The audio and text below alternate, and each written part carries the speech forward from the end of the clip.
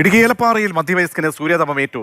ചെമ്മണ് സ്വദേശി സജിക്കാണ് സൂര്യാതപമേറ്റത്. സജി ഏലപ്പാറയിലെ സ്വകാര്യ ആശുപത്രിയിൽ ചികിത്സ തേടിയിട്ടുണ്ട്. നിതിൻ തോമസ് ഉണ്ട്. നിതിൻ, വലിയ ചൂടാണ് എല്ലായിടത്തും, മലയോര മേഖല അടക്കം. അങ്ങനെ ചൂടിന്റെ കാഠിന്യം കൂടുകയാണോ? അങ്ങനെയാണോ ഈ സൂര്യാതപമേറ്റ് ഒരാൾക്ക് ചികിത്സ തേടേണ്ടി വരുന്നത്? പൊള്ളൽ എങ്ങനെയുണ്ട്? തീർച്ചയായിട്ടും പ്രജീഷ്, ഈ പറഞ്ഞതുപോലെ തന്നെ വലിയ തോതിലുള്ള സൂര്യതാപത്തിലേക്ക് മാറിക്കൊണ്ടിരിക്കുകയാണ്. അത് മലയോര മേഖലയിലും രക്ഷയില്ല എന്ന് തന്നെ പറയേണ്ടിയിരിക്കുന്നു. ചൂടും വെയിലും അതേപോലെ വർദ്ധിക്കുകയാണ്.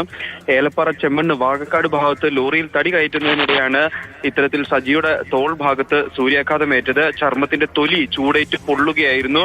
ഉടൻ തന്നെ ഏലപ്പാറയിലെ സ്വകാര്യ ആശുപത്രിയിൽ ചികിത്സ തേടി ഡോക്ടർ വിശ്രമത്തിന് നിർദ്ദേശിച്ചിരിക്കുകയാണ്. ഇപ്പോൾ തോട്ടം മേഖലയായ ഏലപ്പാറയിൽ പകൽ സമയത്ത് ശക്തമായ ചൂടാണ് അനുഭവപ്പെടുന്നത്. നമുക്കറിയാവുന്ന പോലെ ഏലത്തോട്ടങ്ങളാണ്. ഈ ഭാഗത്തൊന്നും തന്നെ മരങ്ങളുടെ സാന്നിധ്യമോ ഒക്കെ വളരെ കുറവായിരിക്കും. എന്നാലും മലയോര മേഖലയാണ്. ഈ മലയോര മേഖലയിൽ പോലും ഇത്രയധികം ചൂട് വർദ്ധിക്കുന്ന ഒരു സാഹചര്യമാണ് ഇപ്പോൾ ഉള്ളത്. ആ ഒരു പശ്ചാത്തലത്തിലാണ് ഇത്തരത്തിൽ ഒരാൾക്ക് സൂര്യാഘാതം ഏറ്റിരിക്കുന്നത്. ശരി, നിതിനാണ് വിവരങ്ങൾ നൽകിയത്. അങ്ങനെ ചൂടേറുകയാണ്. പുറം ജോലി ചെയ്യുന്ന ആളുകളൊക്കെ, പുറത്തേക്ക് ഇറങ്ങുന്നവരൊക്കെയും ശ്രദ്ധിക്കണം. പ്രതികരണമെന്ന് കേൾക്കാം ഈ സംഭവവുമായി ബന്ധപ്പെട്ട്. ഞാൻ തടി ലോഡിങ്ങിന് പോയതാണ്. നല്ല ചൂടായിരുന്നു. അപ്പം ലോഡ് കയറ്റുന്നതിനിടയ്ക്കാണ് ഇത് സംഭവിച്ചത്.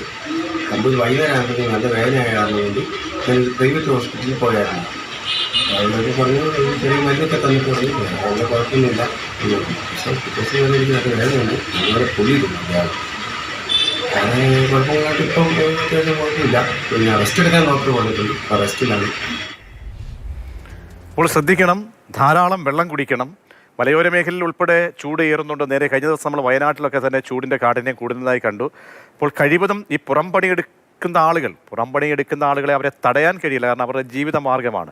ഒരു ദിവസം പണിക്ക് പോയില്ലെങ്കിൽ ഉണ്ടാകുന്ന ബുദ്ധിമുട്ട് ആ കുടുംബത്തിന് മാത്രമേ അറിയാവൂ. പക്ഷേ നമ്മൾ കരുതലെടുത്തുകൊണ്ട് വേണം ഇത്തരം ജോലികൾ ചെയ്യാൻ എന്നുള്ളതാണ്. കഴിവതും സൂര്യൻ്റെ തീക്ഷ്ണമായ ചൂടിൽ നിന്നും ഒഴിഞ്ഞു മാറാൻ ശ്രമിക്കുക തന്നെ വേണം.